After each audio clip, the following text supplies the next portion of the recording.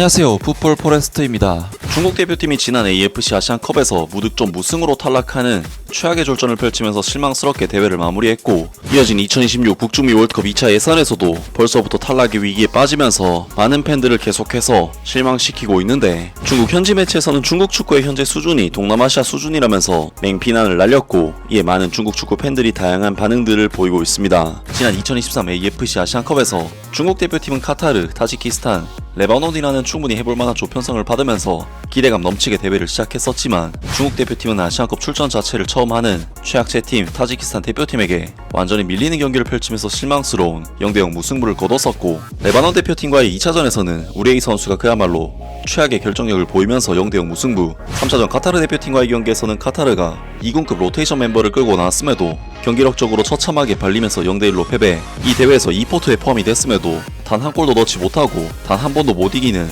최악의 성적을 거두면서 치욕적인 탈락을 당했었는데요. 물론 중국 대표팀의 전력이 아시아에서도 그리 강한 전력으로 평가받는 팀은 아니긴 하지만, 지난 두 대회 연속 8강에는 올라왔던 팀이기 때문에 이번 대회 중국 대표팀의 부진은 그야말로 충격적인 결과였습니다. 그리고 중국 대표팀은 아시안컵에서의 최악의 부진을 거둔 양코비치 감독을 대회 직후 경질하는 결정을 내렸고, 양코비치 감독의 후임으로 오만 대표팀과 이란 대표팀 등 중동에서 상당한 경력을 쌓았던 이반코비치 감독을 선임했었는데, 그럼에도 불구하고 중국 대표팀은 최약체 싱가포르 대표팀 원정에서 2대2로 비기는 등 도저히 용납할 수 없는 결과를 받으면서 쓸데없이 승점을 낭비했고, 지난주에는 태국이라는 역시나 동남아 팀을 상대로 홈에서 비기는 최악의 결과를 얻으면서 현재 한국과의 마지막 경기를 앞두고 있는 만큼 이번 월드컵 예선에서도 탈락 위기에 빠져있는 상황이라고 할 수 있습니다. 중국 대표팀으로서는 만약 내일 경기에 패배하게 된다면 아시안컵과 월드컵에서 연속으로 실패를 맛보게 되는 그야말로 최악의 상황에 빠지게 되는데, 중국 현지 매체에서는 중국 축구의 현재 수준이 동남아시아 수준이라면서 맹비난을 날렸고, 이에 많은 중국 축구 팬들이 다양한 반응들을 보이고 있습니다.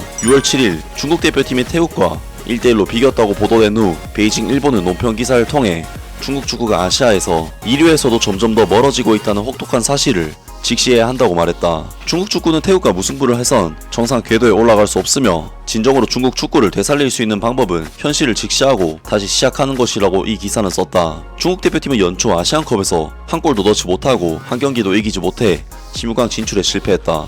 태국은 조별리그를 성공적으로 돌파하며 조별 예선에 진출했다. 월드컵 2차 예선에서 태국은 원정에서 한국과 1대1 무승부를 기록하며 뚜렷한 상승세를 보였다. 반면 중국 대표팀은 싱가포르와의 원정 경기에서 2대0으로 앞서고 있음에도 불구하고 2대2로 동점을 허용했다. 실제로 중국 대표팀은 태국전에서 더 많은 골을 내줬을 수도 있고 점수는 더욱 추락했을 수도 있다. 오늘날의 현실은 중국 축구의 수익이 끊임없이 후퇴하고 있다는 점이다. 또 누구를 이길 수 있나? 또 누가 지지 않겠나? 이런 질문은 모든 중국 축구 팬들을 자극한다. 기사에서는 또한 두 가지 제안을 제시한다. 하나는 이 문제의 근본 원인을 직시하라는 것이다. 황금 세대를 경험한 후 중국 축구의 기초가 무너졌다. 재능 격차와 일관성 없는 라인업은 팀 전체의 힘의 하락으로 직접 이어졌다. 두 번째는 이러한 상황이 장기간 지속될 수 있다는 현실을 인식하는 것이다. 현재 전국의 청소년 대회, 전국 올림픽 대회는 아시아 수준에서 경쟁력이 없다. 2000년에서 2002년 연령대의 국가대표팀은 대륙간 대회 결승전에 진출한 적이 없다 라면서 2023 AFC 아시안컵과 2026 북중미 월드컵에서 연이어 실패를 하고 있는 중국 축구 수준이 이미 동남아시아 수준으로 떨어졌으며 아시아에서도 경쟁력이 없는 수준이라면서 중국 축구의 근본적인 문제를 질타했습니다. 확실히 중국 대표팀은 최근 태국과의 홈 경기에서도 비겼고, 싱가포르라는 최약체급 팀에게도 원정에서 2대2로 비겼고, 아시안컵에서는 무승 무득점으로 탈락, 아시안컵 직전 평가전에서는 홍콩에게조차 패배를 당할 정도로 극심한 부진을 보였는데, 문제는 이게 지금 잠깐 부진한 수준이 아니라 최근 1, 2년 동안 계속해서 약체팀들에게도 전혀 우위를 잡지 못하고 있다는 부분에서 그 심각성이 드러나지 않았나 싶은데요. 중국이 월드컵에 정말로 출전을 하고 싶다면 아시아 예선을 뚫어야 하는 만큼 아시아 내에서는 그래도 강팀으로 올라서야 하고, 그러기 위해서는 최소한 동남아시아 팀들보다는 우위를 보여야만 하는데, 중국 대표팀의 현재 실력은 정말로 동남아시아 수준보다 더 나을 것이 없는 수준으로 떨어지고 있다고 할 수 있겠습니다. 중국 축구 팬들 또한 이번 기사 내용에 대해 상당히 공감을 하면서 중국 축구를 맹비난하고 있는데요. 중국은 우레이, 타이아스 브라우닝, 페르난지뉴, 알란 까르발류가 은퇴하면 싱가포르와 필리핀도 못 이길 것이다. 이제 중국 대표팀이 아시아 3류를 추락하는 것을 막을 수 있는 유일한 길은 오직 해체뿐이다. 팬으로서는 축구만 봐도 알 수 있는데 중국 축구를 보면 아시아 랭킹이 20위권에서 떨어진 게 놀랍지 않다. 2002년에 축구 대표팀의 돌파구를 다룬 다큐멘터리를 봤다. 월드컵에 참가한 한 팬은 44년을 기다렸다고 말했다.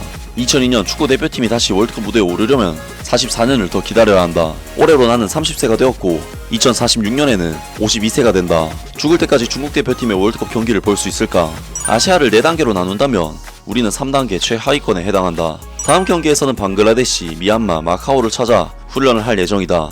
나머지 팀들은 정말로 못 이길 것 같다. 등등 많은 중국 축구 팬들이 중국 대표팀의 아시아 내에서의 입지에 대해서도 상당한 약체로 평가했고, 여기서 더 미끄러지면 방글라데시, 미얀마 등 아시아 최약체급 팀으로 분류될 것이라면서 상당히 비관적인 반응들을 보였습니다. 정말 중국 축구는 현재 엄청난 자금을 통한 투자에도 불구하고 아무런 성과를 내지 못하고 있는데요. 이번 월드컵 예선까지 탈락을 한다면 중국 축구의 미래는 더욱 어두워질 것으로 보입니다. 아무튼 오늘 영상은 여기까지고요. 영상 재밌게 보셨다면 구독과 좋아요 그리고 댓글 부탁드립니다. 감사합니다.